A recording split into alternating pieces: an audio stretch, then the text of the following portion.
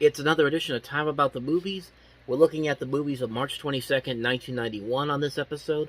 And we got 4 movies to look at today, so let's go ahead and get right to it. We'll start with the biggest new release of all the new releases this week. It was the only one that had a major wide release, and why wouldn't it? It's the sequel to one of last year's biggest hits. It is, of course, Teenage Mutant Ninja Turtles 2, The Secret of the Ooze. New York is a mess. Bad guys are giving the city a bad time. But just when it looked like no one could stop them, look who's back. Yeehaw! Awesome! Oh, you dudes want to play too? Around the world! Woo! Ninja Cowboy! Any luck finding a new place to live yet? You think even an idiot can find a place down here? You know, in this market, it's actually very difficult to find good subterranean housing. Shredder! There is only one thing next. Revenge. The past returns, my son. That's the canister that had the ooze! That transformed us all. He's got the canister! Get it!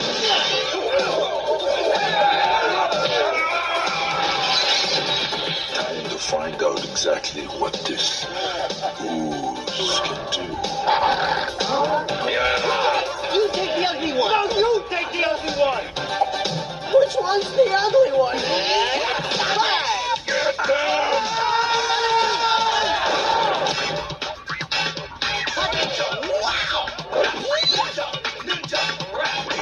Hey, Mikey! Surge up, dude! Hit it, Mikey! Rock and roll! Teenage Mutant Ninja Turtles 2. The Secret of the Ooze.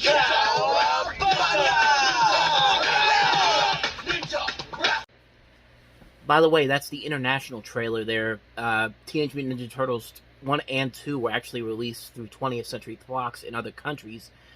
And I actually think Turtles 3 was also as well, but yeah, that's why you saw the 20th Century Fox logo there. So technically this is a Disney movie too, because of course Fox is now owned by Disney, but that's a whole nother story altogether. I have fond memories of Teenage Mutant Ninja Turtles 2. This is actually the first movie that introduced me to the Ninja Turtles. I never saw the original movie. I didn't see the TV series at that point. This was the first thing that I saw, and mostly because I saw it on USA a lot back in the 90s. It was on TV there all the time.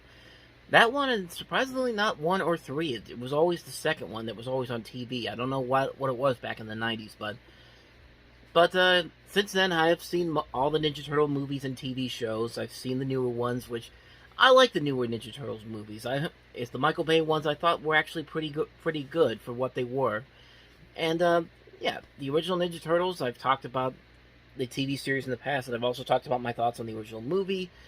And this one does hold a nostalgic piece in my heart because it is the first one that I ever saw.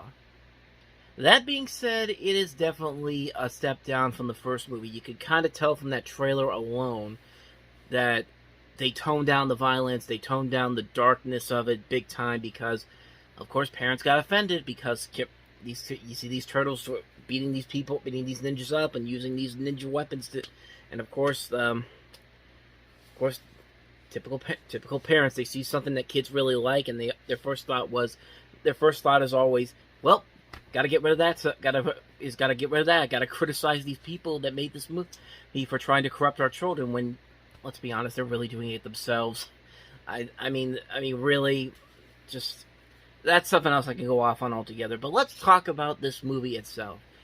It is definitely a major step down from the first movie, but it's still an enjoyable movie for anyone who still like the Ninja Turtles and wanted to see their latest adventure. This definitely works very well.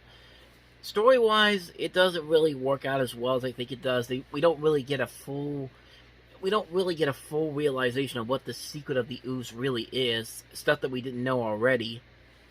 And that storyline of the Ooze and how they turned these turtles into Teenage Mutant Ninja Turtles has been something that has changed a lot over the course of this franchise's history. I mean, I mean, back in the original TV series, it was because they turned into teenage mutants because I guess they were touched by the human Splinter, and that's how they became. And there was a thing where it was like it was the last thing that you touched that you turned into, and then immediately after that, Splinter turns into a rat. I guess he touched a rat after he touched the turtles, but that's something that's always changed in these various different movies and TV shows that have come after this. But I said before, let's talk about Secret of the Ooze, and now I'm just going off into different Ninja Turtles media here. But yeah, Secret of the Ooze is a fun movie. It is definitely a very silly movie compared to the first film. The first film really took their time and effort. You can tell the time and effort was there to make something that not only appeased more to the fans of the TV series, but also the fans of the original comic books. While this one clearly felt like it's an adaptation of the TV series, right down to having these two new characters, Bebop and there I go again, thinking of the animated series, Toka and Razor, who are basically there to just sell toys, pretty much. I mean, they sold a lot of different Ninja Turtles toys based off of the villains alone, and you could just tell that the show was just adding these villains just to sell the toys. That was pretty much it. It was pretty much that, but I mean, they were fine for what they were, and they did provide a lot of good comic relief in the movie. And yeah, it's a very silly movie. I mean, for God's sakes, Vanilla Ice is in this movie, and what else do I need to say about that? It's just like, it's so ridiculous, but it works for this movie. There are things about the movie that are just like, well, that was a big wasted opportunity, and of course I'm talking about the Super Shredder at the end of the movie. They set this up, they give him this look, and you think that, okay, now this is where the ante's going to get climbed up a lot, and he's literally there for 5 minutes.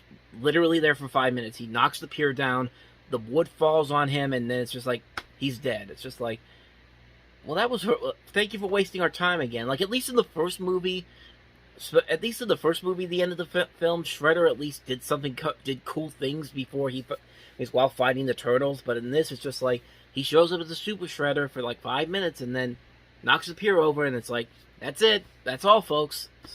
It's just like, it's a very stupid decision, but I mean, the movie is just a ton of fun. The opening scene alone, where you see just all these people eating the pizzas around New York City. Don't watch this movie on an empty stomach, because as soon as you see that scene, you will want to get a pizza somewhere. You will want to go out and get a pizza somewhere. It could be 4 o'clock in the morning watching this movie and be like, well, gotta go find a pizza place somewhere, or at least there to get pizza, because, man, they make that pizza look really good in the opening. And, so yeah, Secret of the Ooze is definitely a major step down from the first movie, but it's not a bad movie. It's a fun, nostalgic trip back. It's a very silly movie. Good fun all around. It definitely is not as good as the first movie, but it is what it is. It does enough to warrant a recommendation if you like the other Ninja Turtles things that came before this, and some of the things after this. Certainly beats the crap out of Ninja Turtles 3, I'll tell you that much. So, yeah, that's Secret of the Ooze for you. So let's go ahead and move on to the next movie, and that is Albert Brooks's Defending Your Life. With a click, with a shock, from a something's coming.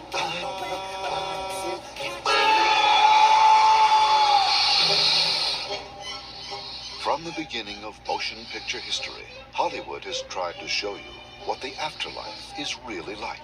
Good afternoon and welcome to Judgment City. You have any idea what's going on? No? Well, in a nutshell, you're here to defend your life, and I'm going to help you. Defend my life? Finally, wow, the first true story of what happens after you die. Where am I? Is this heaven? No, it isn't heaven. Is it hell? Actually, there is no hell. Although I hear Los Angeles is getting pretty close.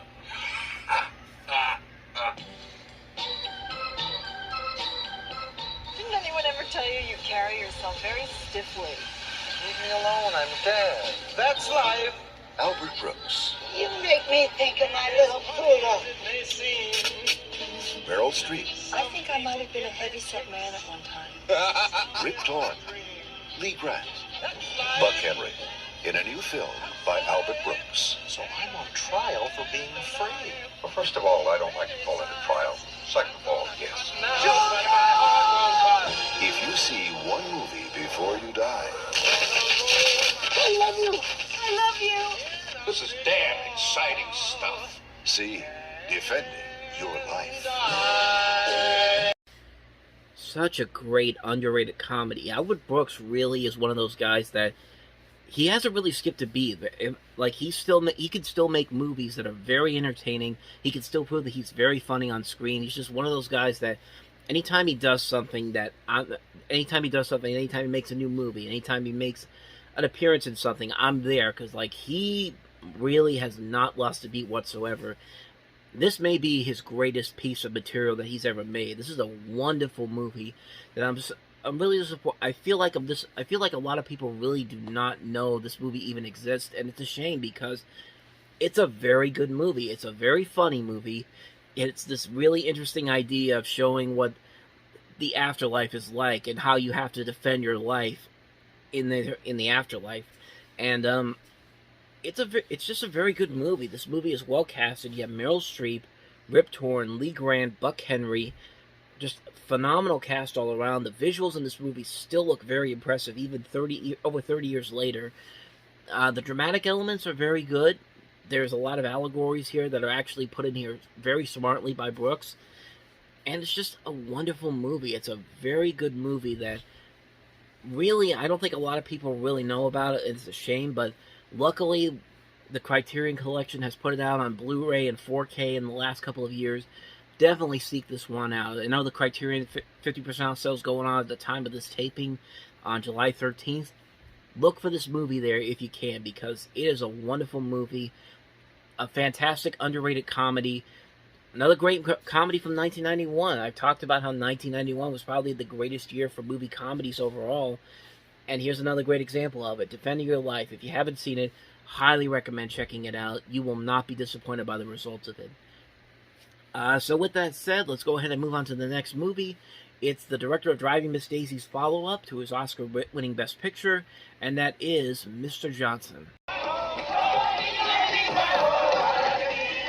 From the director of the Academy Award-winning Driving Miss Daisy comes a film where two very different civilizations converge through the dreams of a special man. Johnson, why are you so bloody late? Sir, the clock is fast. Clock has stopped, Johnson.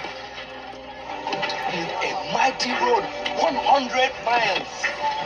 That Mrs. Rubeck is a beautiful woman. When you see her breasts, a big like pumpkin. I think we build roads, sir. These villagers around here aren't going to work for bloody nothing, you know. They're not stupid. All workers will receive free beer. I'm going to bleed murder you, you bastard! Did you mean to kill him then? Oh, no, sir. Don't plead guilty. I'm guilty.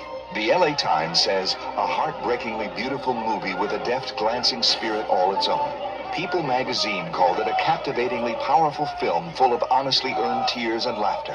Mr. Johnson. Of course, you see Pierce Brosnan in this movie, Edward Woodward, the Equalizer, and Maynard Isachi. I think I'm pronouncing his name right. I'm not entirely sure.